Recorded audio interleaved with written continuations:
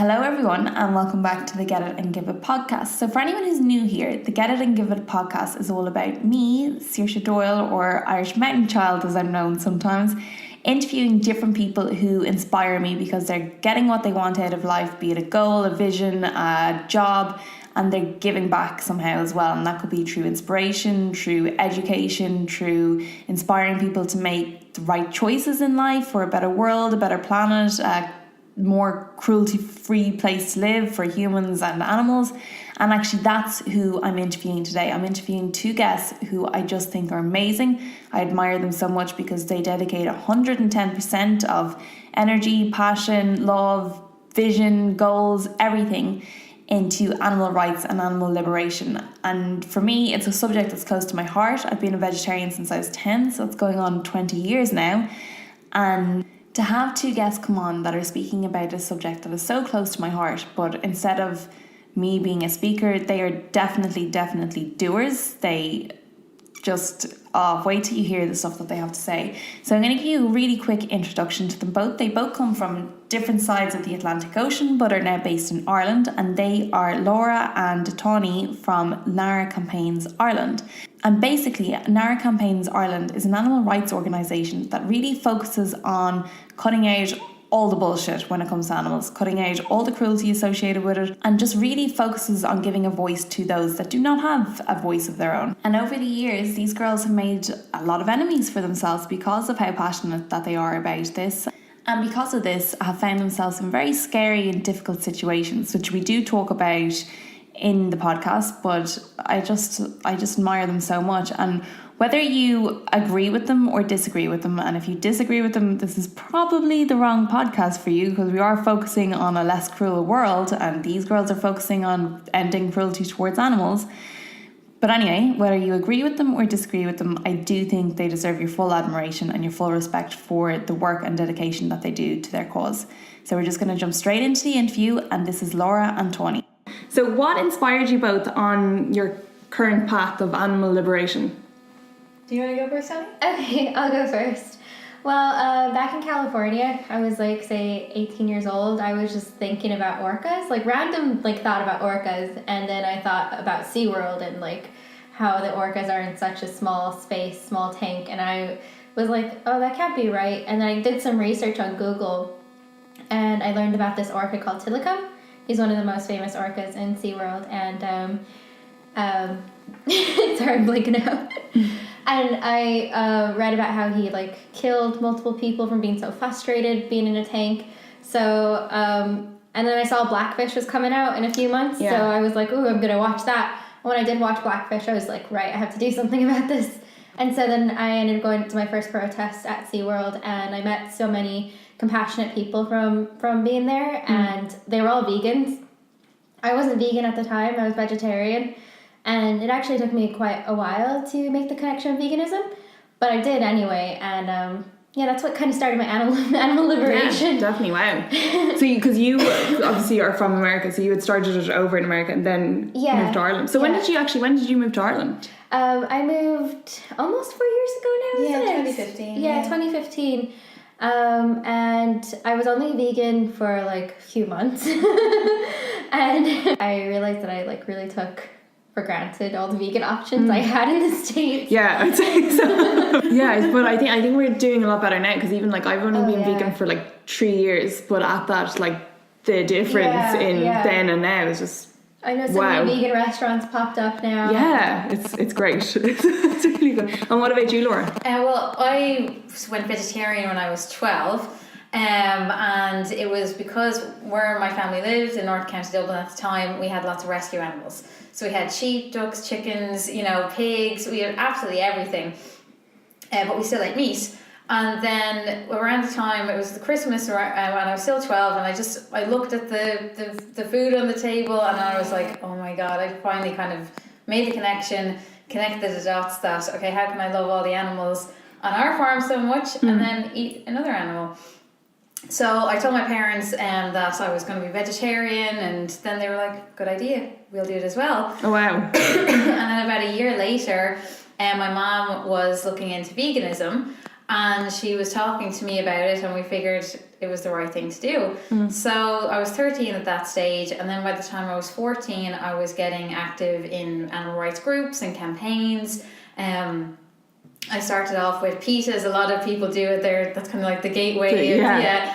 And I was in this PETA 2 street team, and then, you know, when I kind of fell out with PETA slightly, then moved into different groups, and then by the time I was 16, I was running campaigns, and then set up NARA in 2007. Yeah, I think it's amazing, because I actually, not on this, but I remember when we were handing out the leaflets that you had told me about how you had become involved in everything. I just thought it was crazy. Like, it's amazing. Yeah, it just kind of happened like all of a sudden, but I definitely, you know, I was homeschooled, so I had a lot of time to kind of think for myself, and, you know, where we lived, you know, with so many animals, I felt not only kind of capable and free to make decisions like that, but I felt it was sort of a natural progression being surrounded by animals so much that it was only a matter of time before I connected the dots. Yeah. And same with the rest of my family as well. And I think it's extra special for you, though, because you had the backup of your family. Yeah. Like, it's one thing I think a lot of people do struggle with, is not having that. So you were a lucky one. Definitely, because I was expecting there to be some level of opposition. And then when both my parents were like, oh, that's a good idea, that sounds like the right thing to do, I was like, great. So that's how NARA got started. And like, it's been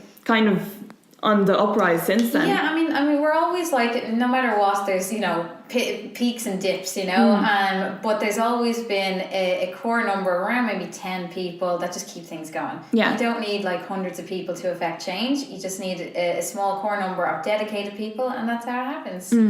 No, I think it's really good. And even like, I think NARA's social media presence is great as well, because it just informs so many people that maybe if you don't see them in town protesting or in your local town, there's other ways. Online, absolutely. And we try and not just post our events, we try and support other groups as much as we can as well. We try and post up information about different issues that might be going on in Ireland, like cruelty cases or something that might be changing in the government. So we try and do news bulletins as well as often as we can, just so there's something constantly on the page to grab people's attention and make them aware of not only of our campaigns, but what's going on in the country. Yeah, well, even through what you guys have done, I've been informed of things I didn't know, like the mink farm. It was crazy. Yeah, most people don't know about that. Yeah, and even when we were doing the leaflets, like, I know I was only there for one day to witness kind of other people's reactions, but I'm sure you've seen it so many different times. Oh, so, definitely. And the day we did it was snowing, wasn't it? Yeah. So actually, it would have been March last year. Yeah, it was pretty extreme. The first campaigns I ran, I would have been probably around 15, 16. If you remember at the time, Clear Reef, Brand Thomas, Arnott's all used to sell fur. Yeah. So they would have been the first campaigns I organised, and they all have fur-free policies. So, you know, we have to keep an eye on Brand Thomas a little bit, but, you know, the biggest department stores at the time, full of fur. And then it took probably, for Arnott's and Cleary's, it only took like a couple of weeks of most of them. For Brown Thomas, it took a couple of years of being outside there, building every week, twice a week sometimes. But there was so much for all along Grafton Street, especially when I first started. And now, you know, it's dwindling hugely, wouldn't you say? Yeah, it's only the small boutiques that have the fur in. Yeah. And they're a little hard to stop selling fur, but we're on them as well. You're on their case. And that, because even like to have started doing that at 15 and 16 and to, you know, organise such things, was that daunting on you at the time, or? It was in a way, because I was only 16, but at the same time, you know, there was a huge animal rights presence around the world at the time. There were so many activists doing such amazing things, especially in the UK, and at the time in Ireland, everyone was really excited. You know, I was the first person to organise weekly events, and everyone was really excited to be out doing something every single week. But at the same time, because I was the organiser, even at 16, I was the one that had to deal with the guards. Okay. But being 16, they were a little easier on me than I think they would have been if I was an adult. Okay. So it was also like to go. It was good. Yeah, but to also go up against like such huge retailers, like, you know, the main ones in Dublin, like that must have been just. It was definitely difficult, but, you know, we had a dedicated team, and, one of the people at the time that used to be heavily active, her name was Kim, we always doubled up together, and we always went in, got them to sign these huge policies we wrote together, and agreements, and never ever till the end of time ever think about selling fur ever again. And through meetings we actually got them to agree to this stuff. So I wasn't alone. There was always a team, and of course my parents, for my first couple of years of activism, my mom came along with me because she didn't want to leave me on my own, and probably getting into trouble. So I always felt safe. Okay, well that's good. Well done for you then. And so what would what's an average day like for both of you with animal liberation? Be it at home, if I know you recently were on a 5-minute phone call with a politician in Galway, or being out in the mix of it all in the middle of it. Yeah. Tawnie, Okay, well, Tuesdays and Saturdays are like our action days, and those days we get up super early, even though it's our day off. We get up really early, and we go. Our protests are normally from like 12:30 to 2:30. Okay. And then we go home, and a lot of time we are just online, like emailing different companies about different things or different TDs. But it's never ending, really. There's always like articles online about animal cruelty, or like there's always something to do anyway. Yeah, definitely. We work full time as well, so everything is kind of fit in between work, after work, before work. And for me, it would be checking emails, checking NARA, Facebook messages and stuff like that. She does all the graphic design, and she does most of the event notices and stuff, because I'm not as technically savvy when it comes to making things look really presentable. Okay. So she's kind of the designer of the group, and then I'm the one that's kind of thinking, okay, action alerts, how to formulate that, who we need to target. But we do kind of share the load really, and it's great for me having a partner in crime that we can share the burden, and if one of us is feeling a bit tired, the other will do it. But day in the life of an activist is, if you're not working, the whole day is centered around activism. If you are working, it's all the fragments before and after and in between. There's always someone looking for help, for information. And we're happy to be able to provide this, Yeah, we have a group chat as well, people like dedicated activists, and we're always on that talking about different campaigns, different ideas, so upcoming plans. Yeah. We also send leaflet packs to people all around the country who want to campaign in their own areas or set up their own group. So even though it's voluntary, it's a full-time job for both. Yeah, it sounds like it, but it also sounds like you guys are the ultimate team together. Like you fit in each other's strengths and weaknesses perfectly. Yeah, so absolutely. That's really helpful. But it's great to have. I know it's not your full-time paying job, but it is a full-time job for you both. But it's great to have like the support there for each other, and then personal support for each other as well when you need it. Because absolutely, I can only imagine sometimes the sort of. Even at protests, she's shorter than me, but she's my bodyguard. Exactly. So for some reason at protests, if things get a bit aggressive, guys make a beeline for me, and a couple of times she's actually jumped in front of me, pushed them away. Wow. And I'm still hiding in a corner or something. So no, she's definitely the feistier and the bodyguard. Okay, yeah, it's good to have that. Take them by surprise element. And what's the run up to an event or a protest? It depends on what it is, Well, for a march, I'm a nervous wreck. Okay. Why? What? She does the planning for the march to close all slaughterhouses, so that's kind of her baby. And the march to fur ban. And the anti-fur marches. Yeah. I like organising marches because it's something I did in California a lot, and I feel like it was very effective in California. It's very effective here as well, but in California we can get thousands of people to turn up. So. I suppose there is the element of the slightly warmer weather that I think so as well. Yeah, definitely. But here, I always get very nervous about numbers and people coming, because in order to have a march, you need the numbers, and if we don't have that many people, then we won't have a march. So that's what I'm always worried about on the day. I'm always like, oh God, or how are the guards going to be? Because there's been a few times where the guards change our route. Unexpectedly last minute tell us we can't go down a particular area that they promised we could. So that's a little bit stressful. And there's been a few times where they didn't want us to march at all. You could tell by their demeanor that they think it's kind of stupid marching for the march to close on all slaughterhouses. You could just tell by them that they're just ugh. But So we have to hassle them, and then I have to worry about numbers, and then I have to worry like if we have all the material, if our megaphones are working. And when you say material, it's like posters and banners and stuff. Yeah, okay. Posters, banners. For the March to Close on slaughterhouses, we always have these really good booklets that we hand out on the day from Animal Aid, and they're like 50 pages booklets, and they're like really detailed about veganism, not just food, but also cosmetics, household products. So it goes really into the details of veganism and how to be a vegan, and we hand those out. So it's just always Marches are more stressful. I mean, our weekly kind of routine, it's pretty routine at this stage. It's standard. We know, okay, Saturdays, Tuesdays, what are we doing? Are we traveling around the country or sticking in Dublin? You know, there's usually only a handful of us or so, but for the bigger events, we're like, okay, we've ordered thousands of leaflets and hundreds of posters. What if no one turns up? Yeah. You can see how that would be stressful. Yeah. But you know, as I said, so far. Yeah, it's worked out so far. But as I said at the start, like I just think he's amazing for putting in all this work and like going through all the stresses and fears, and you know. Oh, thank you. But we do have a great team as well. It's not just. It's not okay.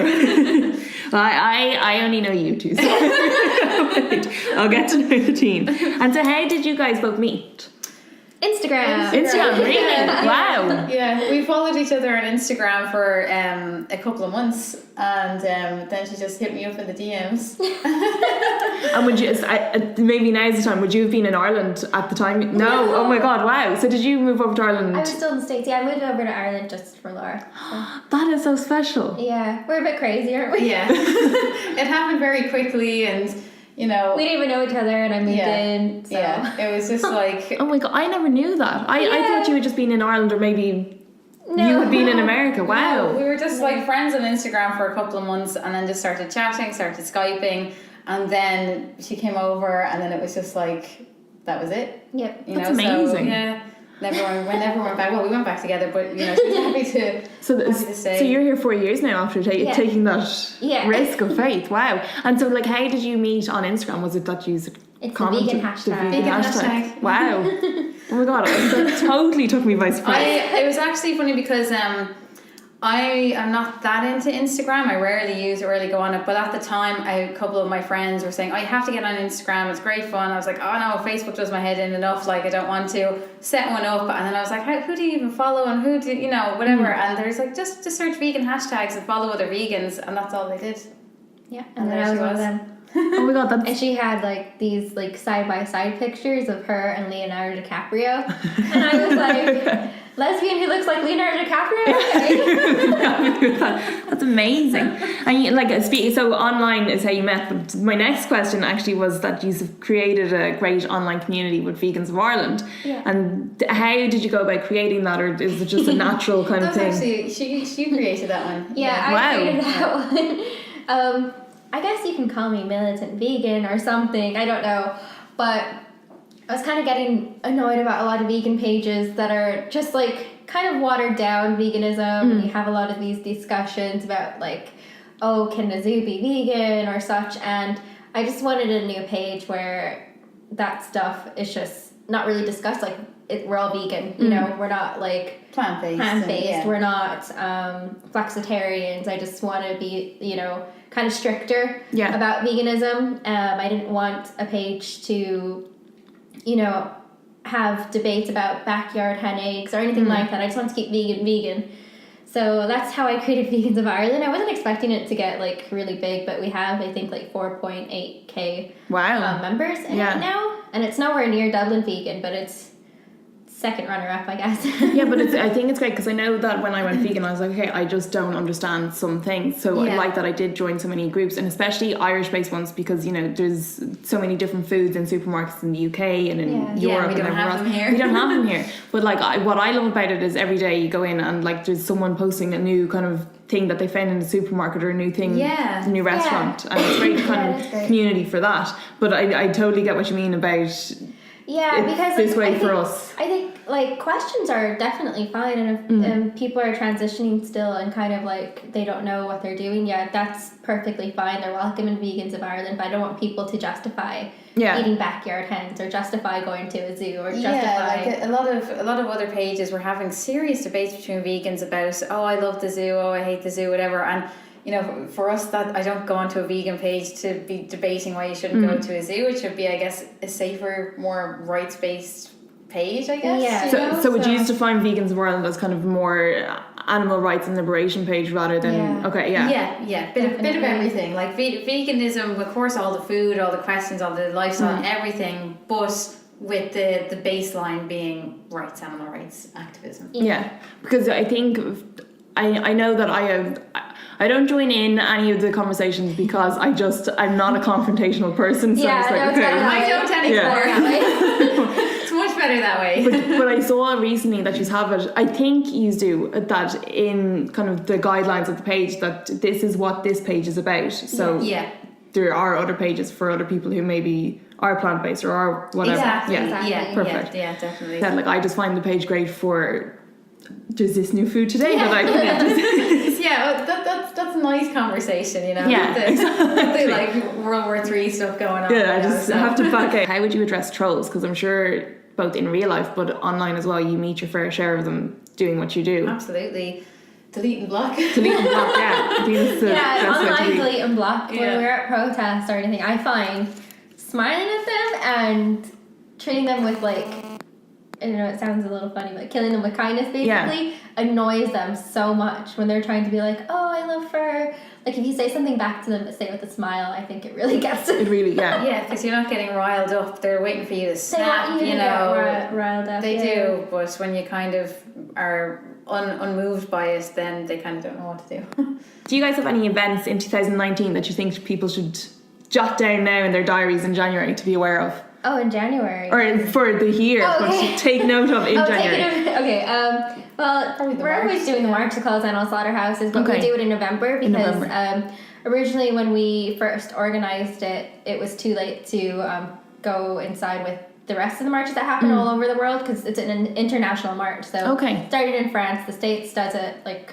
all the different states do it, different countries, and they all have like this one day of action usually. And when I had the idea in my head, I was like, oh, I'm kind of too late to order posters and stuff. So we did it when we first could, which is November, but we thought it made more sense to have it in November because that's when everyone's planning their holiday roast, and it's around Christmas time, and I think that would be, you know, well, any time is the best time to make the switch, but especially around then when you're looking at these little lambs and turkeys and stuff. To definitely be aware to have in November be given a recipe guide on a Christmas alternative, we just see as, you know, a good idea. So November, March to close animal slaughterhouses. And because I know for you guys, obviously it's animal rights liberations is why you guys went vegan, but also to other people, like coming up to Christmas, it's horrible because there is so many meaty foods involved in everything, but it's also, I think, so bad for people's health that, like, you know, why wouldn't you introduce more plant-based food or, you know, more vegetables and more this and more that into it? So it is a good time for so many reasons. And is there any other events, or that's the one that you've organised? But as you said, there's Tuesdays and Wednesdays. Tuesdays and Saturdays. Tuesdays and Saturdays. We're twice a week, every week doing something. Like at the moment, we are focusing on the issue of fur because we have the fur bill coming up. It looks like the bill is going to be debated in second stage in June. Wow. So we have a bit of time to lead up to it. So at the moment, our next event is actually, we're going down to Clonmel on Sunday to support the Irish Council Against Blood Sport's big protest against the hair coursing finals. So that's coming up 3rd of February. And then in the meantime, between now and the March and November, apart from fur, we'll be doing circuses, vivisection, blood sports, vegan outreach, bit of everything. And where's the best place to find all the details for these? That would be obviously online somewhere. Facebook, our Facebook page, we have, if you click onto the events tab, it'll have a list of upcoming events, and we also have a mailing list as well that you can subscribe to on our website, and then that'll let you know, get you an email once or twice a week with what we're doing, and then anyone who wants to come along to everything is absolutely welcome.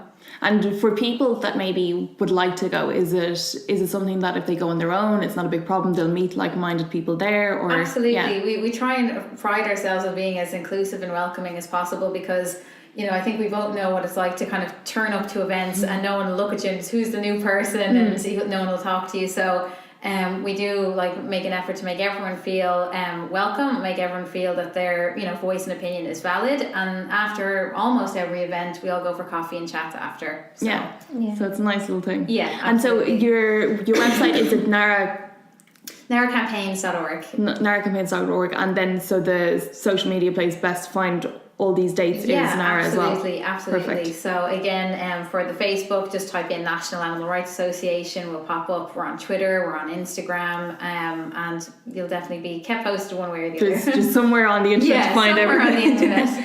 And so what, could you tell us about maybe some tough moments that you've had during a protest or march? Because I remember you had said previously that someone had physically assaulted you. Twice. Yeah. Oh God, okay. Once I was protesting a fur shop on Clarendon Street. It's still there. And I had my back to the building at the time. The owner came out, shoved me from behind. I fell forward onto the road, got up, and then she was in my face. I pushed her back, and then she backhanded me in the face. That did go to court. She was convicted. I was awarded compensation. And we've never because I have basically a bit of a, not quite a restraining order, but I'm not allowed to protest that particular place again. Okay. I can't be there because of the legal issues and the conflict and stuff, but I'd encourage everyone else to go there as much as possible. Exactly. And if anyone wants to know what shop it is, give us an email. But I just think, like, again, like, I just don't get people. Like, why? Exactly. Why bother? And the reason why I asked is because it's not, again, to compliment you guys to the full, it's not just going and like sitting at home and designing the websites and doing this. It's really a lot of work goes in that no one ever sees, and then to go out on the streets and to just be met with such aggression sometimes. Absolutely. And then the next time I was assaulted, it was outside a animal testing laboratory in Mayo, and a former director of the lab came out and chased me with a hammer. I think this was the one you were telling me about. Caught up to me and then punched me in the side of the head, giving me a concussion. So that went to court a couple of times because it kept getting thrown out due to lack of evidence, and he tried to say he was defending himself. Oh my God. And that I lunged at him and I started it and all this. I'm not trying to be funny, but like, you're not.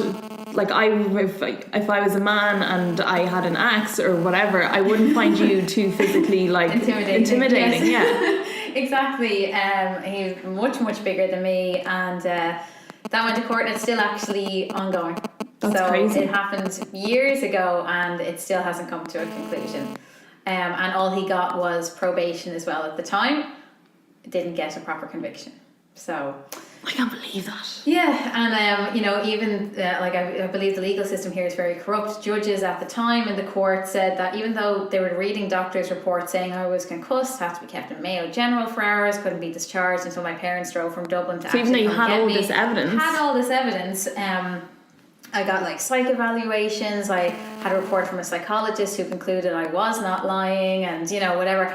Even after all that, the judge just sat up there saying, "Oh well, that's the doctor's opinion, it doesn't mean it's fact," and kept throwing things out. So it was a huge mess for years, and definitely like my tear duct and everything hasn't been the same since, because even though I didn't get a proper break, I seem to have gotten like a hairline fracture in my cheek, and then that's kind of thrown everything slightly out of whack. Not great proof of that, only I can kind of feel it and know myself.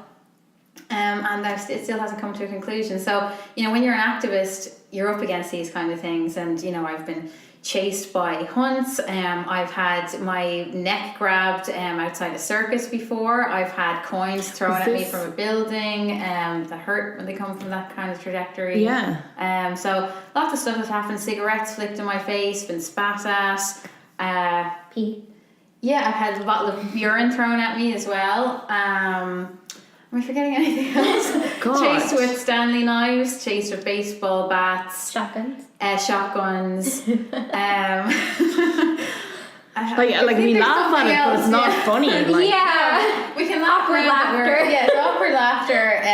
Now that, I'm alive and everything's fine, but when you're in the middle of this situation, it's frightening. And for some reason I just have very bad luck. All these things seem to happen to me, but not so much since Tawnie got on the scene. So have you ever had anything similar happen to you? Oh, people get aggressive. I haven't had anything that extreme happen to me because I don't know. Poor Laura. I have like this energy around me, I think, where it's just like, don't mess with me. But I'm sure you don't have a come on and mess with me. But like I just think that it's crazy. But like the reason why you're doing it is from the nicest place possible, and then to just be met with this is just yeah. Like what happened at the circus when was this Tala circus or was it one based out in Tala? Because I remember it was there actually in a big Clontarf where this happened, but there was another girl that was attacked from a different group at a circus in Tala, but our incident was happened in Clontarf, and this guy was like effing and blinding with like a little 3-year-old girl with him past us because we were protesting, and Laura just made a remark like, oh, lovely like language around your kid, basically, and then he like turned around, came towards Laura with his fist in the air, and like in front of his child again. Yeah. And the little girl just seemed so like unfazed by it, so it's like, oh god, I wonder how many times she's seen that. Do you know what I mean? 'Cause she was just standing there like, but I pushed him back, and I was just like, are you allowed to curse on here? Yeah, you can curse. Exactly. I was like, who the fuck do you think you are? And like I pushed him back a few times, and then you kind of ran away from him, but then you came back when you saw me fighting him. Yeah. We were both like pushing him When I saw back. him running at me, he had like wielding a fist and an umbrella, and I was like, oh god, this is for me. So I started backing up onto the road, and then I saw her starting running forwards to him. Oh my god. And I'm like, oh my god. so then I'm like, what is she going to get herself into? So then by the time I got up to her, she'd already pushed him back once, and then he came at you again, didn't he? Yeah, well, he was still aiming for you for some reason. Yeah, even after that. Even though I was in front of you, like pushing him back, he was still with his fist like raised at you. And then I think it ended where we each had like a hand on the shoulder each and just like. And then we called the guards, and then the guards came over and said that's the rumble and tumble of protesting. That if we're going to protest, we should expect that kind of reaction. You know what? I have like the fullest respect for the guards, but I just think sometimes they really just pick and choose when they want to like implement. Absolutely, and guards can be biased. They're not impartial to everything. Some guards, we get along with okay. Others, they just have this vendetta, and nothing we can say or do is going to change their mind about that. Yeah, it's just because like on a totally unrelated animal rights and liberation note, even Oisín, like with tools and stuff like that for work, there was a documentary recently on RT, or like an unfolding kind of thing on RT about like how travellers would break into vans and steal all the tools and then sell them for like a half the price or like a third of the price or a quarter of the price at markets, and the guards' response to that was, well, should just go and buy them. What can we do about it? I was like, are you fucking serious? Like, if you have proof of something, to. But guards tend to be, I don't know, they pick an easy target. Push them. You have to push them. I think sometimes. Yeah. And was this someone who worked in the circus? No, this was just someone going in. Oh my god. Makes it even worse. Yeah, jeez. And was it, just out of curiosity, was it the same circus that was involved with everything that happened in Tala, or was it a different circus? This one in Clontarf was Duffy's. Okay, and do they still run in Ireland with animals as showcases? Yeah, okay, yeah. And it was because I thought that was banned. Only wild animals. Oh, only wild animals. So domesticated animals, they all are filling to the brim at the moment, unfortunately. So the ban is only kind of, it's half effective. Okay. Because a lot of the circus will have swapped wild animals for now horses and dogs and goats and parrots and farm animals, So we still have a long way to go, unfortunately. And like, I suppose I don't know the ins and outs, but are the circuses something we could name on a podcast that could go out into the internet? Yeah, definitely. So what circuses should people avoid that don't want to get involved with that? Duffy Circus, Gerbola, Fawcett's. Sometimes the Courtney brothers own a number of different circuses. They change their name every second year because they're either attacking activists or abusing animals or something.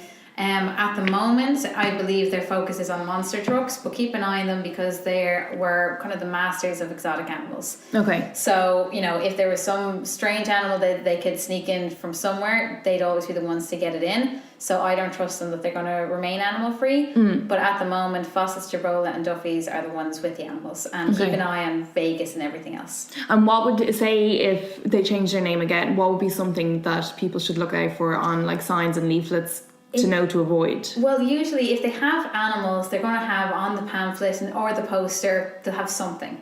Even if the main object on the poster is a clown, there might be like a bird or a dog or something, or a horse in the background. Keep an eye out for that. And in the area, if they're set up, have a look for animal trailers. You're going to see animals that's out and a really about, good, yeah. you know. And on their website as well, like Just have a Duckies, for quick look. instance, they'll have if they have animals or not, which they do. Yeah. And Circus Vegas usually kind of rename themselves to either like American Circus, American 3, or even though they're not American, they call themselves a different version of American Vegas or something like that. So keep an eye on that. And other than that, I do think circuses are on the way out here, which is great, but we need to get domesticated animal ban, or else they're just, I feel, going to keep loading. It should just be a total animal ban on these things. Like, even to bring Sky into it again, she one time, because there was a circus, we were driving by somewhere, and every day she'd be like, oh, should we go to it? And I was like, not really, Sky, like I don't really support, like I didn't even know if there was animals in it or not, but I just like, no, it's easier for me to avoid at all costs.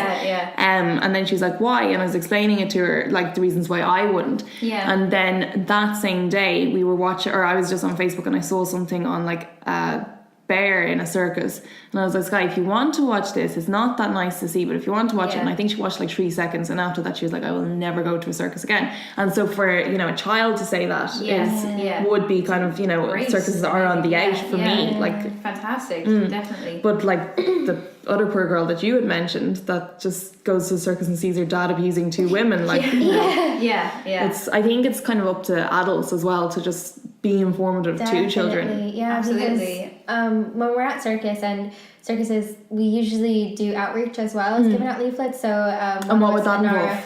We would approach people going into the circus and be like, please don't go there. Okay. You know, this is what they do to the animals. It's not nice. Like, a few of us are very in other people's faces. They can get away with it without being aggressive, but they're very, you know, approachable.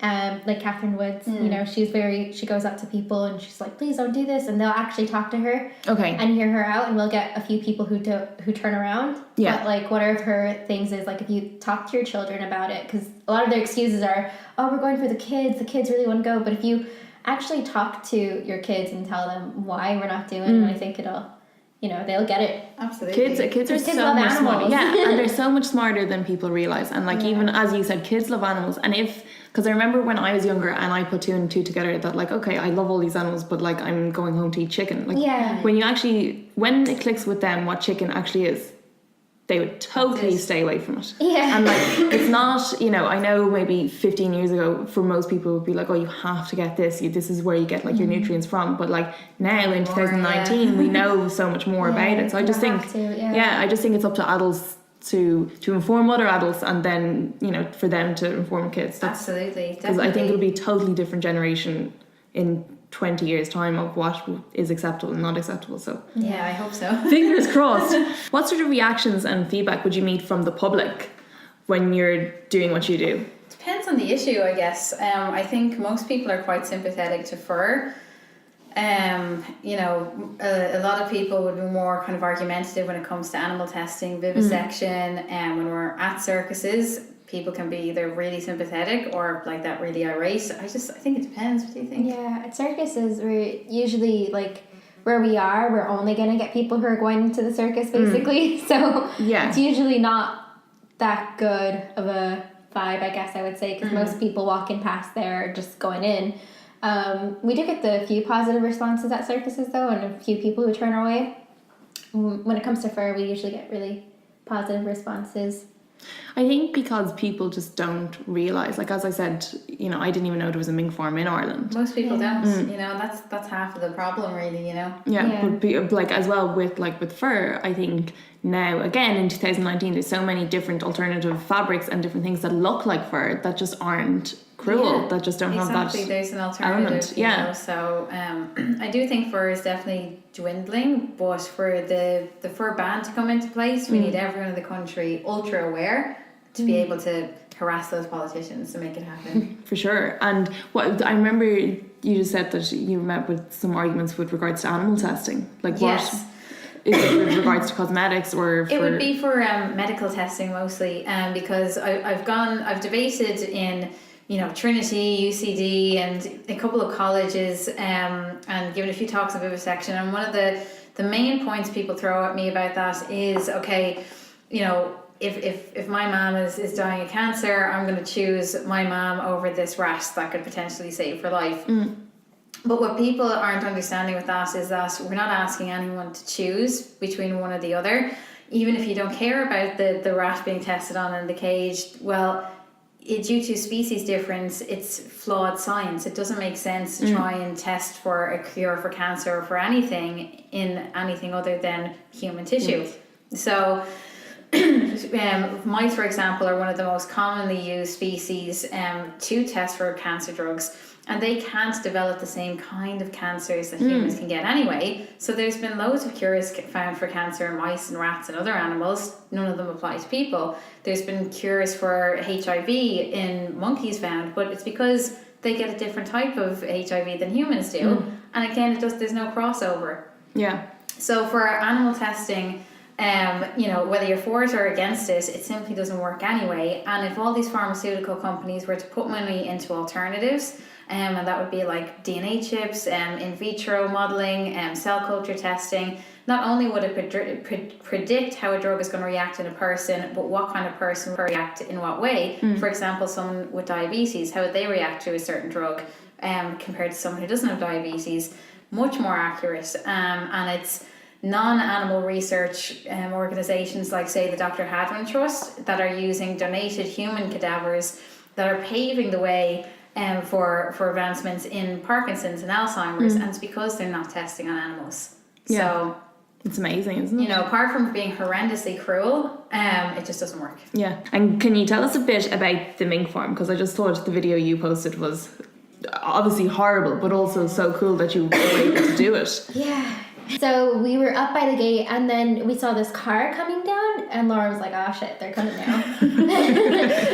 And it was this young guy who kind of looked like the owner, so his family, and he came down with like a hatchet in his hand. And I was like, "Here we go." And we were all like removing our buttons, like our buttons that say like fur with the hashtag, vegan. So we were removing all of those when he was coming down with his hatchet, and he was acting very tough at first, like, "What are you doing here?" And Laura was like, "We're lost. We were looking for what town did you say we're looking for?" Ardra, which is the next nearest town, and I know where it is, but because of the setup of the area, it's kind of anyone who's not from the area wouldn't know how to get there. Okay, and I kind of knew that. So he was like. Then he like changed his persona like right away, and we were just like, "Oh, giving us directions." And then Laura was like, "What is this place anyway?" And he was like, "Oh, it's a mink farm." And she was like, "Don't you think that'd be a bit cruel just to test him out to see how you'd take that?" Yeah. And he just smiled, and he was just like, that's your own opinion." Okay. Yeah, it was a really civil kind of debate that you guys are having. And then she was like, "Can we see it?" And then he was just like, yeah, I guess he looked at the other guy and was like, "Yeah, I guess why not?" Yeah. So they opened the gates, and in my head, I'm like, he probably knows what we're up to. Because you had been recording him since he was coming. Yeah, hadn't you? Yeah. on the slide, I had my phone. Like he didn't know. And a few of us were recording as well. And that was more so just kind of for safety reasons for you guys, wasn't it? Yeah, definitely for safety reasons. But we did have our video person, Dean, who does all of our videos. He's really great. Dean Mullen, check him out on YouTube. He's I think I know. Yeah, okay. And he had his camera with him, so we were all trying to like block him. Right. Okay. While he was filming all this, and that's what you get from like the good footage that we do have up. It's all with his camera. All his professional camera. Okay. So he had it kind of hidden under his coat, and we were trying to block, their view of him. Not being able to see. Yeah. So it was like a really long walk. It felt like 10 years up to the fur farm. Wow. It was that just shows how like big the fur farm is too, and how many sheds there are. And then we finally got up to it, and he took us into one of the sheds, and you just see the mink there, and they were quite like mellow and calm at the time. A few of them were like really curious and came up to the cage, and it was just very sad because it was it was hard. It was horrific to do because at the time, all of us in there, I think there was about 7 or 8 of us, we were all being like, oh wow, this is so cool, and oh look at them, they're so cute. And then like afterwards we all just kind of had a cry at the end of the day then after, because we had to keep up the pretense, and the smell was terrible. Looking at them in these cages was horrific, knowing that there's nothing we can do right now about it. And yet we all have to be like, oh, tell us more. This really is so interesting. Yeah. You know? Yeah. And then he started asking us questions like, oh, where are you guys from? And Laura was thinking like, oh, we're all going to have different like answers to the questions. Okay. So that was my cue to abort. Yeah. And like, get out of there. We heard the other guys talking like, oh, Sven's going to come down now. And that's the owner of this fur farm. And would he know you? Yes. Okay. So between Sven being on the way and asking us questions that everyone was kind of like, I was like, oh, our friends NARA are going to be waiting for us. This has been fantastic. Thanks so much. We better go. And then when we left, though, the gates were shut. And we were like, this is it. Oh, no. They're going to be like, we knew all along or something, and start beating us to a pulp. But we got out and we were just like, oh my God, like we couldn't believe that we got in and we saw the mink that close to us. It's two different kind of elements to take in there. Like one, how did we get away with like getting in and being shown like firsthand all this, and then like to actually just divulge everything that you had. Like it's two different feelings, I think, to go through. Definitely. Before I left as well, I asked the guy what was his name, and he told me his name. Just to be like, oh, thank you, kind sir, for letting us see your cruel farm. And he told me his name, and when I went home that night, I like found all of his social medias, and I found like really awful videos of them skinning the mink, and and we were able to put that on NARA and kind of get the, you know, we have all his like personal videos of mink skinning now saved that we can use. And part of one of the videos was they had a young child watching the machine.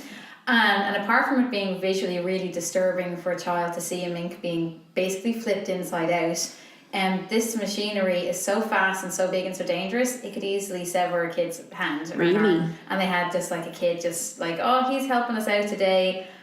So we forwarded that on to a few authorities and stuff as well. I just don't get that. Like I would hate for Sky like to see, you know, something totally different to that, but for to see something like that at that age, like you know, in one way, it's like psychology wise, you can kind of understand how some people, if he was related to the owner, how he can just grow up and think nothing of it. Yeah. God. And like, why do you know, for mink and what it is, why do you think, I know, but for anyone who's listening, why do you think people should just not buy into the fur market at all and avoid it at all costs? Because it's cruel, it's unethical, you know. Apart from the fur industry being absolutely horrific and unnecessary, people also have to start thinking of, you know, the way we are with animals. None of the animals give their consent for anything we do to them or take from them.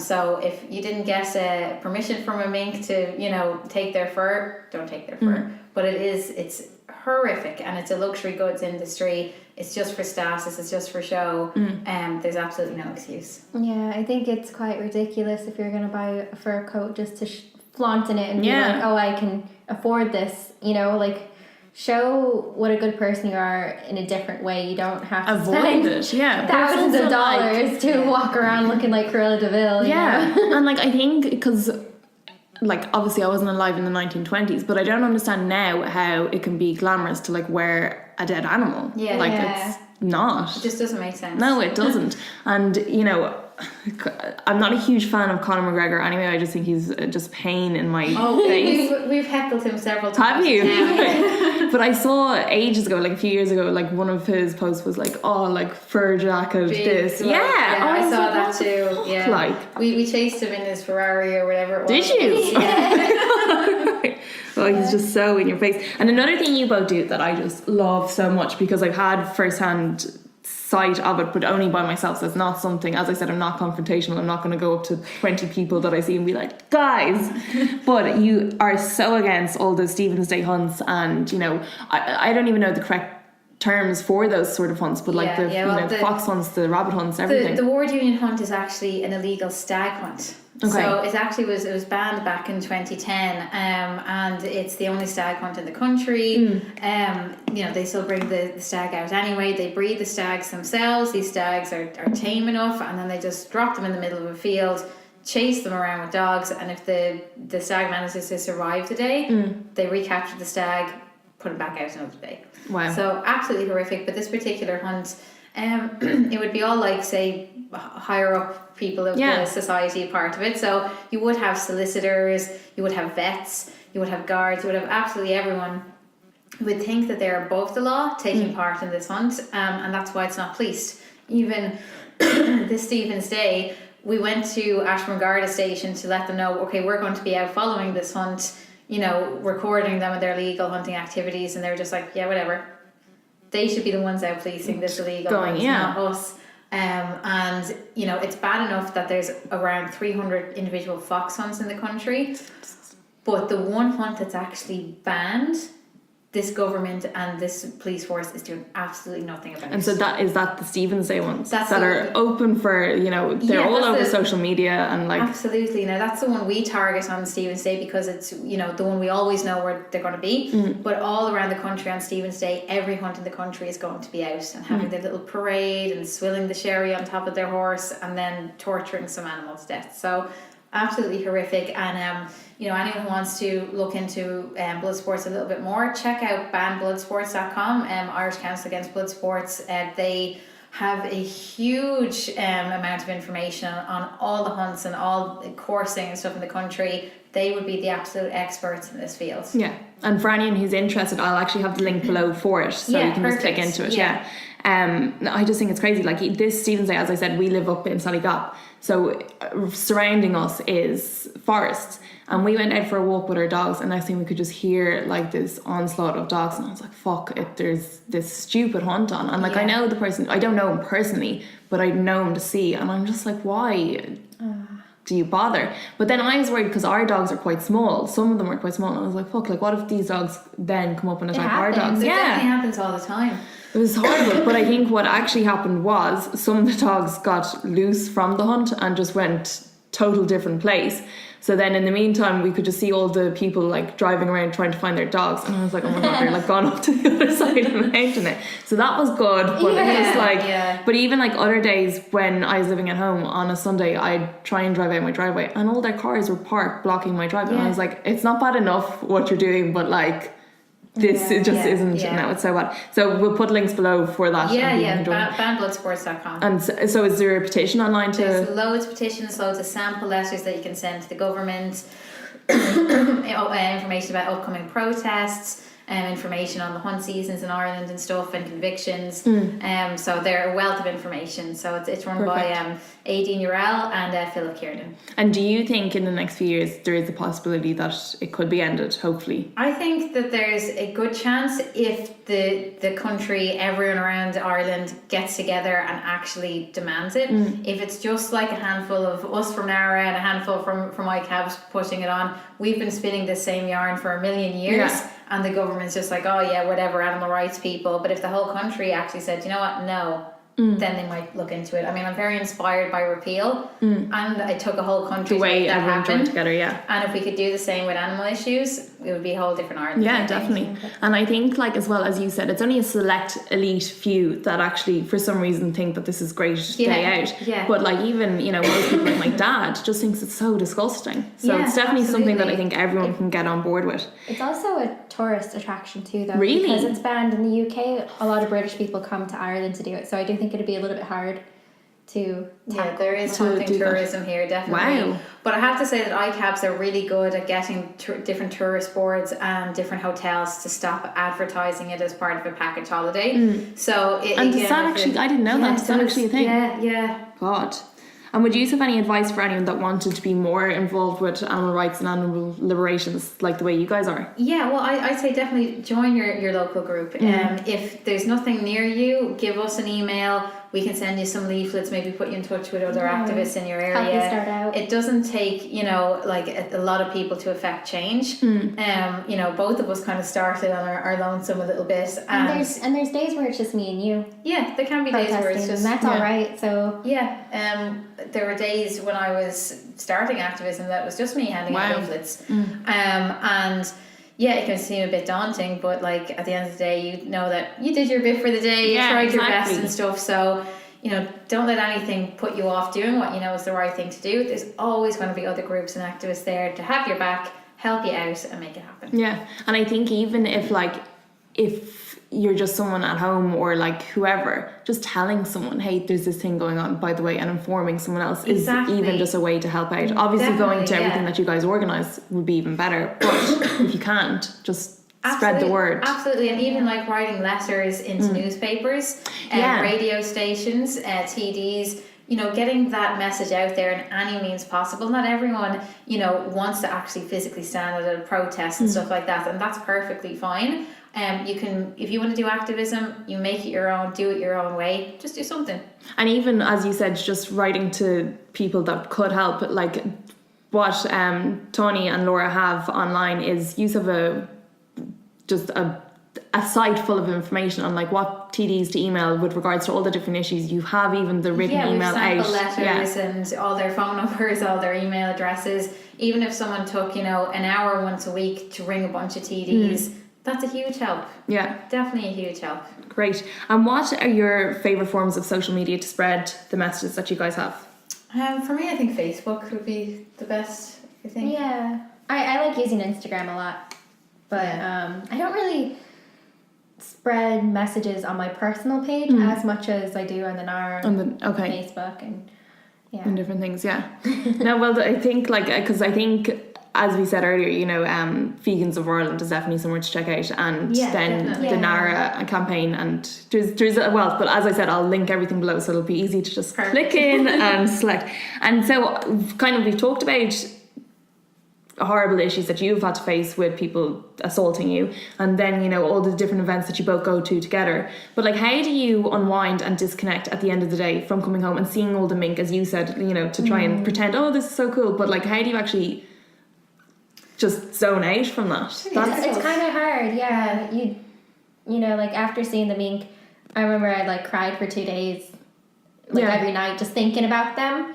And I think you do have to like days like that will happen if you're an activist, and you just kind of have to let yourself feel that and just know that like you're doing something to help it up. Yeah. It's definitely very traumatic and hard to cope with these sorts of things, and it's hard to, you know, especially if you're kind of like, you know, working the next day or visiting family the next day, to all be cheery and happy all of a sudden. That it's okay to be upset, because, you know, it is a horrific situation.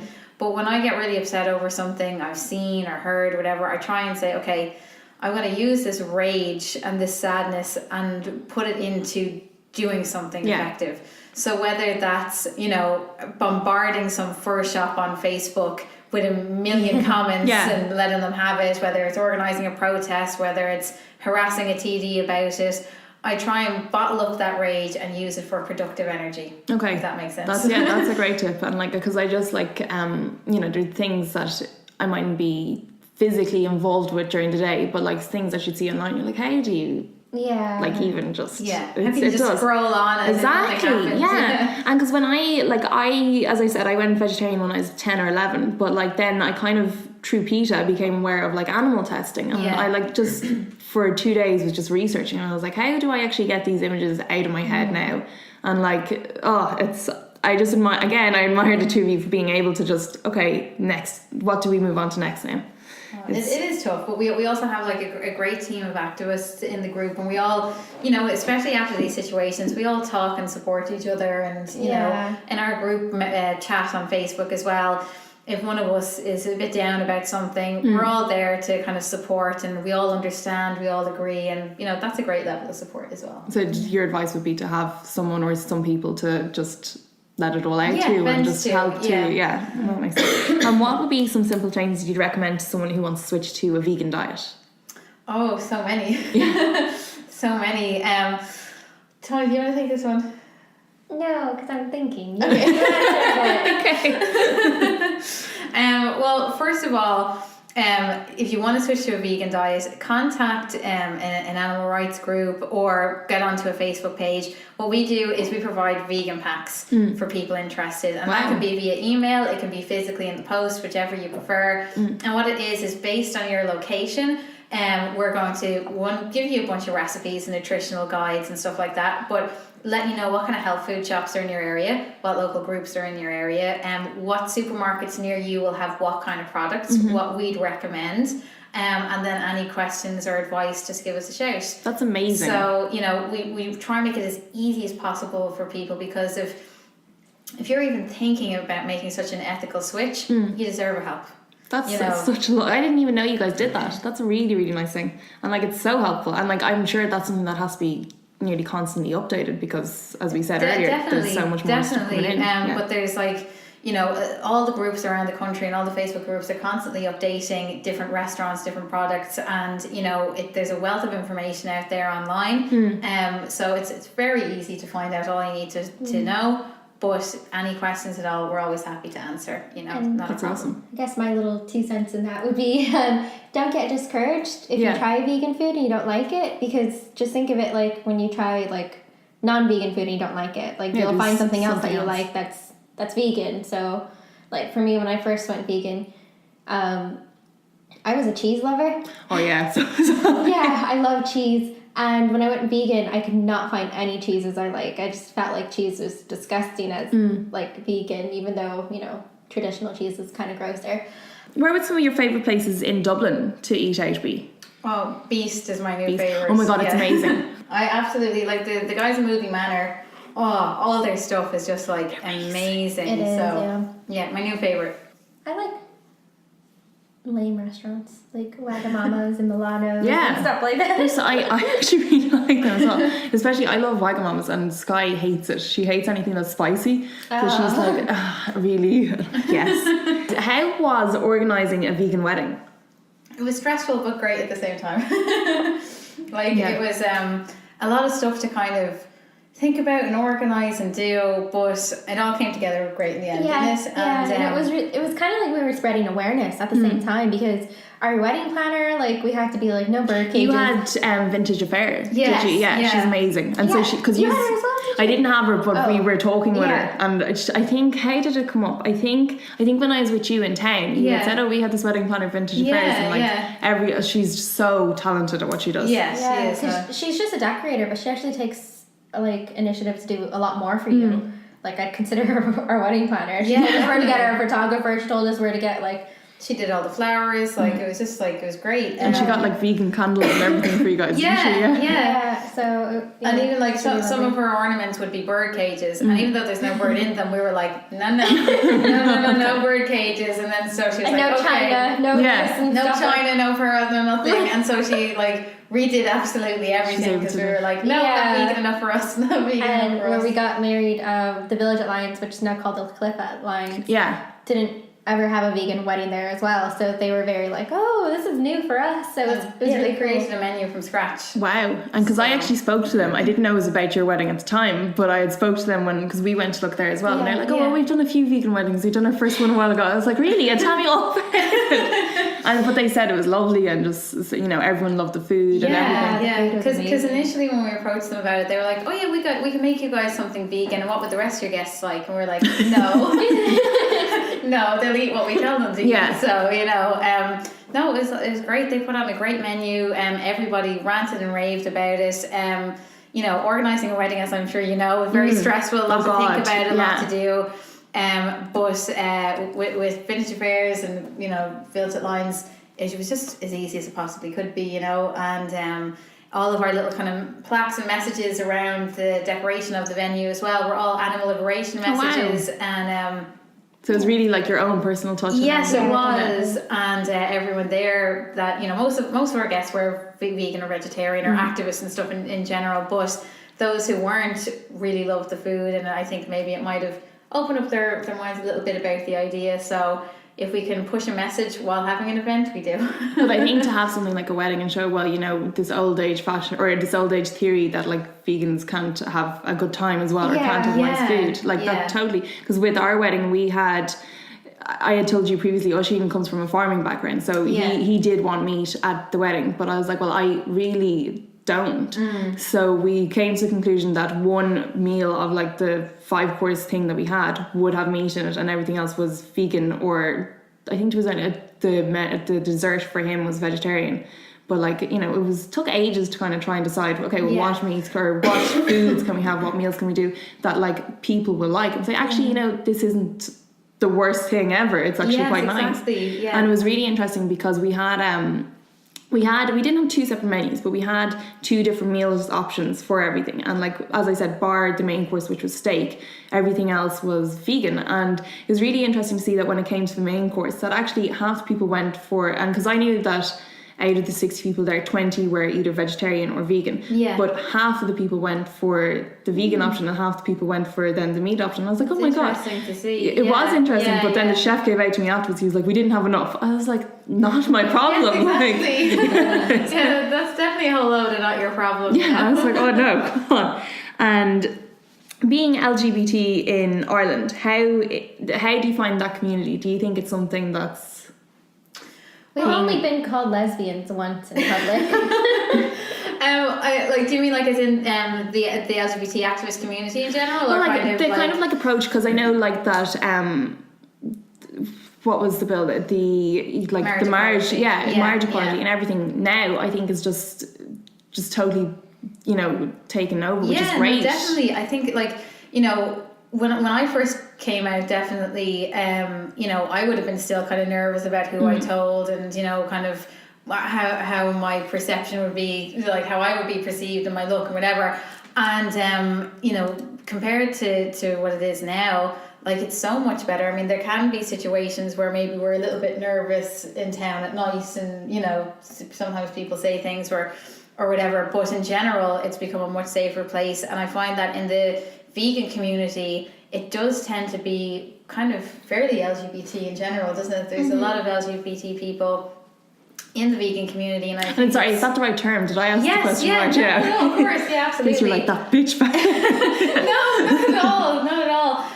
But I think maybe it's because maybe people in that community, we know what it's like maybe to feel some oppression and maybe a little bit more sensitive to other social justice issues. So I just find that I know a lot of queer vegans, and you know, more than straight vegans. I think, you know. I think the only thing I would note about the LGBT community is that they need to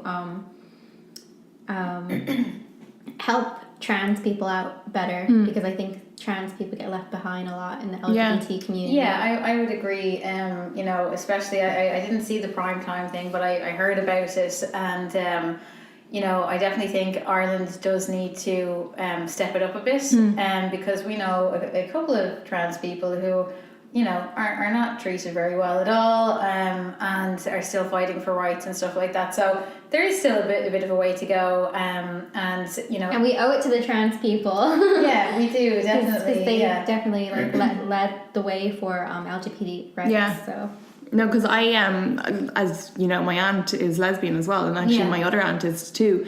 But I used to do a lot of acting, and one of the groups that I done with was like an LGBT group. Yeah. And so one of the plays that we put on together was just me and this woman called Josephine, and in an earlier life, Josephine was a man with 3 children, and kind of the play that she done, I played her daughter, who just found it really difficult to accept this change that her dad was essentially going through. Right, okay. And it was a really challenging one for me to put on, because the audience that was coming to this was, you know, all these members of like different areas as and I was like, I'm saying such hateful things that I'm just like it goes against the grain. It would go against the grain of what I believe in as well, because like I've grown up with it, and I've seen kind of what my aunts have had to deal with in their own personal lives, and it's horrible. But I suppose the question was, for me, you know, do you think it's becoming a lot more easier to be open about who you are and about... Yeah, definitely. I would definitely say so. Yeah. You know, for you, there wasn't a big kind of coming out process or anything like that. I'm passing. So. Exactly. But yeah, no, definitely it's getting much better every year, and you know, apart from the pride parades and stuff like that, there's now a trans pride parade that NARA like supported last year, first one ever. And I think, you know, more visibility there would be absolutely fantastic, but we've definitely come a long way, and, you know, I feel safer than I did 10 years ago. So, you know, which is the point of everything. Definitely. And is there any documentaries that you would recommend? Definitely Earthlings. Earthlings is definitely the one I recommend. It's tough to watch, but like most people I recommend to watch it, they instantly go, it doesn't really have a vegan message. I think it has more of a vegetarian message because they don't really touch on the dairy industry in Earthlings that much. But it definitely makes you question everything, I think. Yeah. So I think like if you want to meat or you want to eat whatever, I think you should, you know, challenge yourself to watch these things and see, okay, I'm going to jump into some quick fire questions. Go for it. Then I have one more question after that. Okay, so breakfast or dinner? Breakfast. Dinner. Okay. Winter or summer? Winter. Summer. Okay. Online or in-store shopping? In-store. Nut butter or chocolate? Chocolate.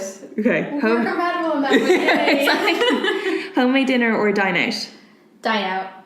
Dine out, yeah. Snow White or Ariel?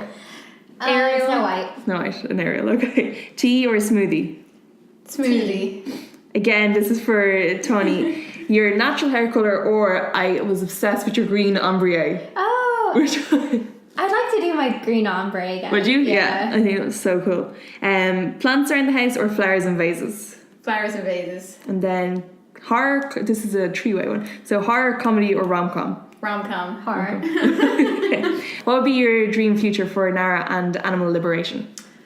That Ireland becomes a completely vegan country, and that not only animal rights are on the agenda but human rights as well. So no homelessness, no poverty, everyone's safe, everyone has, you know, a house, everyone has money, everyone's well looked after in healthcare. So I guess a kind of vegan human rights, animal rights utopia would be the dream. Just that everyone has this. Every being has a perfect thing. The same, basically. I want veganism and animal liberation to be consistently anti-oppression with everything, not just animals, but also humans. I want everyone to be kind of welcoming of people of color and poor people, and, you know, I just want it to be very inclusive, where it makes it easier for animal liberation to be an actual thing, and, you know, easier for people to go vegan.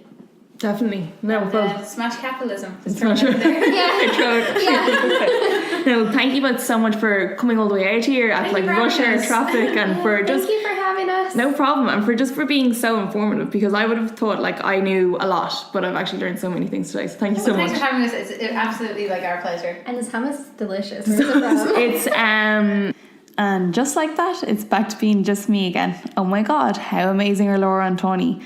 As I said at the start of the show, guys, they are doers, not just sayers. If they say they're going to end animal cruelty and they're going to make the world a less crueler place to live, I think they're going to do it. And they're more likely to succeed with the help of anyone who is willing to give it. So if you believe in any of the stuff that we spoke about, if you'd like to join in any of the campaigns, the protests or the marches, please check out the links I have associated with this podcast. All the information more or less links back to the NARA campaign organisation website, where everything can be found there. If you're thinking of going vegan, as Laura said, there's plenty of options. They'll send you an information pack, and I just don't know what to say about them. I just think they're amazing. They blew my mind more than I knew they would. So thank you again, girls, so much for coming on the show. I really, really appreciate it. And one thing I can say for sure is I learned so much. I thought I knew a lot about animal rights and the cruelty that's involved in animals in 2019, but I learned more, and I learned more ways to prevent it and stop it from happening. So I hope you all enjoyed this episode, and if you did, please give it a nice review. I would really appreciate that, and thanks for listening. And if you really like it, please subscribe. Okay, thanks again. Bye.